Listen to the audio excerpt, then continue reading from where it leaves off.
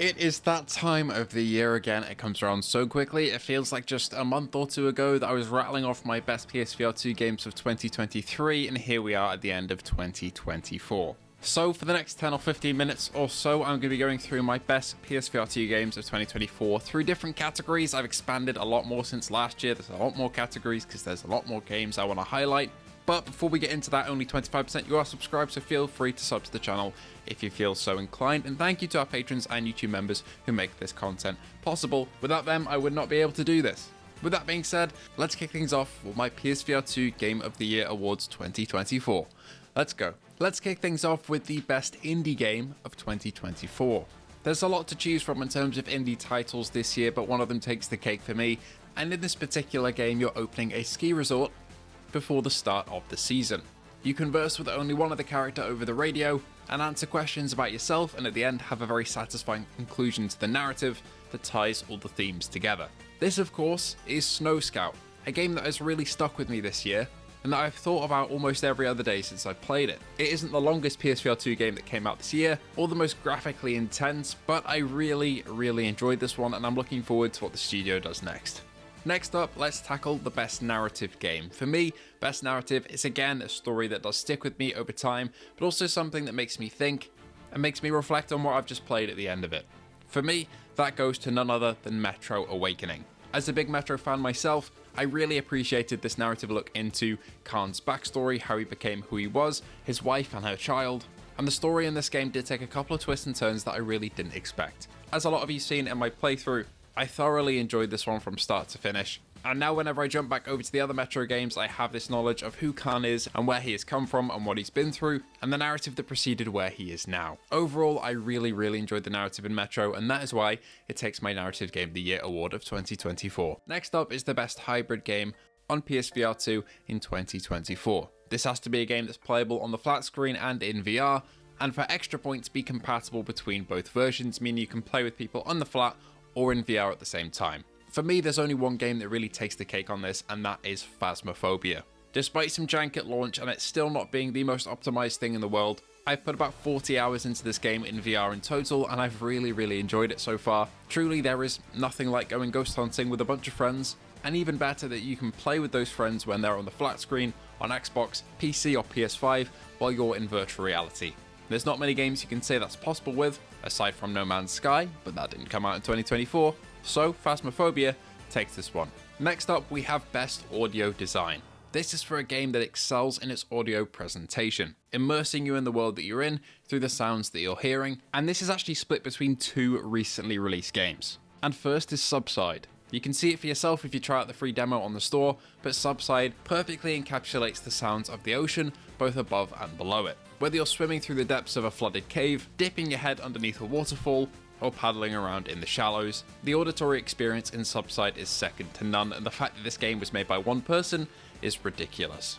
And secondly for audio design is Alien Rogue Incursion, a game this year that truly blew me away with how detailed its soundscapes are. Whether you're outside the facility on Padan, or inside where you hear the creaks of the station literally falling to pieces, or the rattle of xenomorphs in the vents above you, or the punchy blasts of the shotgun, the auditory experience here is simply unbelievable.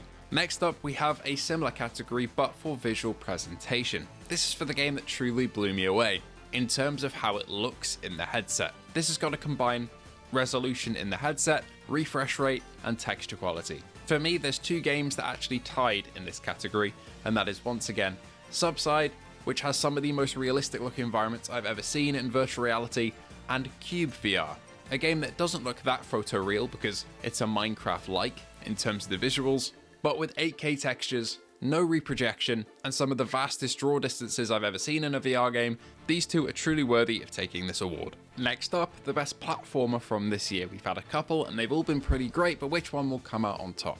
For me, there's one platformer that jumped above the rest, and that is none other than Max Mustard. We waited a little while for this one to come to PSVR2 and it did not disappoint. With a fantastic soundtrack, atmosphere, visuals, gameplay, Max Mustard truly had it all, and I'm very glad that it sold pretty well on PSVR2, because if any platformer deserves it, it's absolutely this one. The next award is for the best horror game of the year on PSVR2, and there is probably one game that you're all thinking of right now, and I'd have to agree with you. Even though I still have 30% of the game left to go, what I have played of it has cemented it for me as the scariest game of the year on PSVR2, and that is Madison VR. One day I'll come back and beat you, Madison, but for now you are far too scary. It's also one of the best looking games on the headset, and that definitely helps to boost its terrifying qualities. Next up, we have the best ongoing game. This can be a previously launched game from either this year or the year before, as long as it's receiving regular updates and support from the devs. There's one game in particular that stands above the rest in this regard, and that is Walkabout Mini Golf. One of the best social experiences on PSVR2 as well, Walkabout is a true delight to play. If you like mini golf, or even if you don't, you'll probably find yourself enjoying this, and with the amount of DLC maps they've brought out in the last year alone, it puts other full PSVR2 releases to shame with the pure quality and quantity of the content being put out. So hats off to Walkabout Mini Golf for the best ongoing game of the year. But what if you want a game that's going to give you a load of playtime for your money? Well, this is the best bang for your buck award, and that goes to Legendary Tales. Coming out in February of this year, I didn't expect it to have so much content. You can easily put 50 to 100 hours into this game, and that's just in solo. If you want to jump in and play co-op, you can play through all of the quests and areas together with friends. Plenty of weapons, upgrades, playstyles, and enemies to fight will leave you with loads to do in Legendary Tales open world, and you'll definitely get your money's worth. Now, music is very important to me in video games. It can make or break some if a game has bad music or good music. So this is for the best soundtrack on PSVR2 this year. There's one game that I've had on loop in terms of its soundtrack since it launched, and that is Vertigo 2. Launching in January of this year, it's been so long that some may even forget that it dropped this year, but I have not, because this soundtrack has stuck with me. With some incredible songs and brilliant composition, Vertigo 2 truly deserves this award.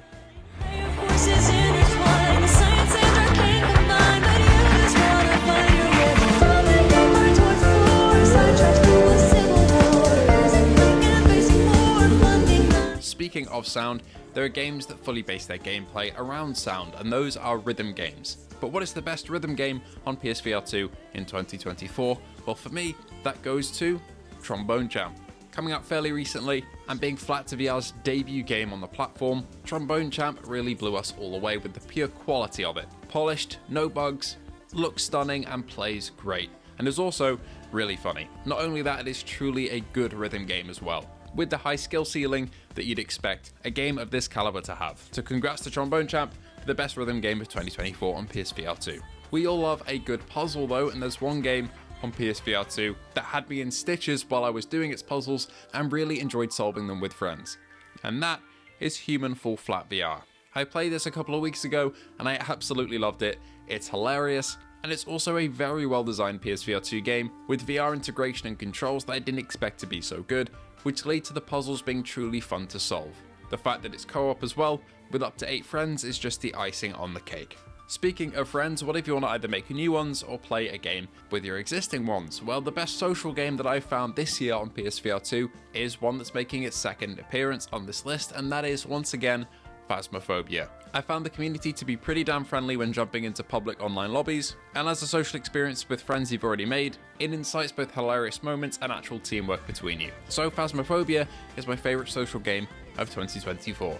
What about a game you can jump into again and again though? Well, for me, the best roguelite in this category is Compound, with an incredibly high resolution and smooth gameplay which feels so good to play. Compound blasted its way onto PSVR2 earlier this year, and when I picked it up, I just couldn't put it down. I'm a bit hit or miss on some roguelikes. I love some, I don't like others, but Compound is firmly in that like category because it is fantastic.